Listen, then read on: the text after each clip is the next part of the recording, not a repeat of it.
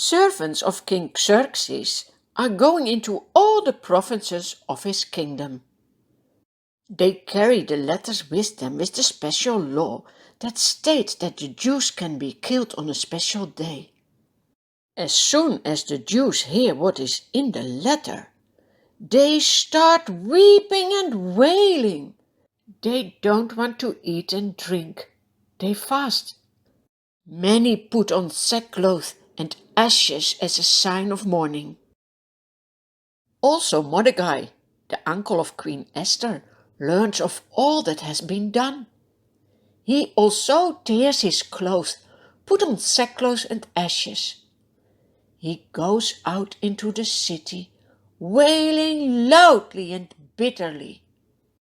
But he goes only as far as the king's gate, because no one clothed in sackcloth is allowed to enter it.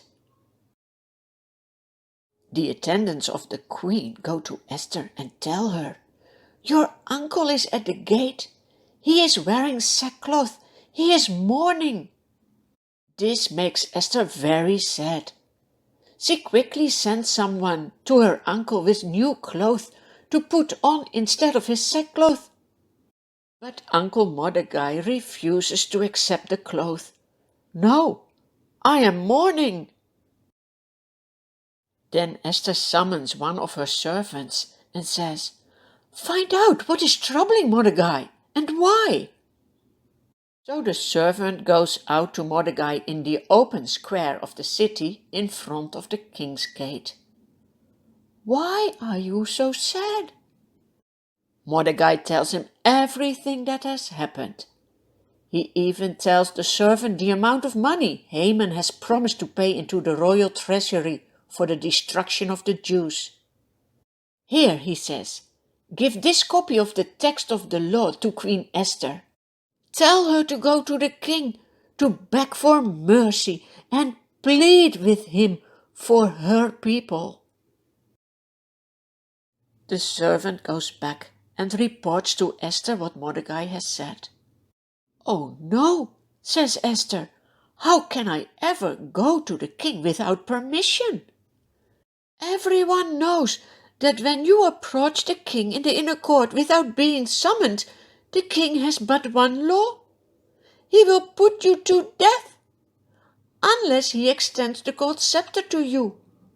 Then you will live." Esther is so scared. She also says, "The last time that the king has asked me to come is already 30 days ago. So what can I do?" The servant goes back to Mordecai with the words of Esther. Then her uncle sends back this answer: "Do not think that because you are in the king's house, you alone of all the Jews will escape. For if you remain silent at this time, relief and deliverance for the Jews will arise from another place.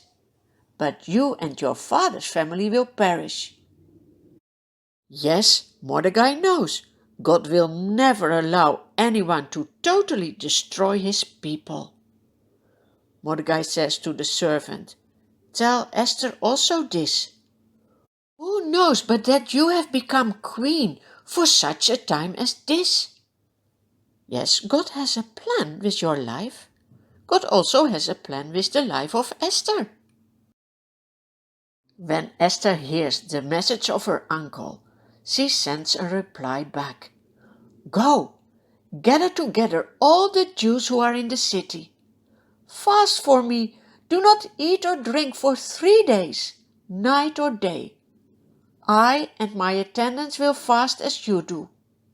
When this is done, I will go to the king, even though it is against the law.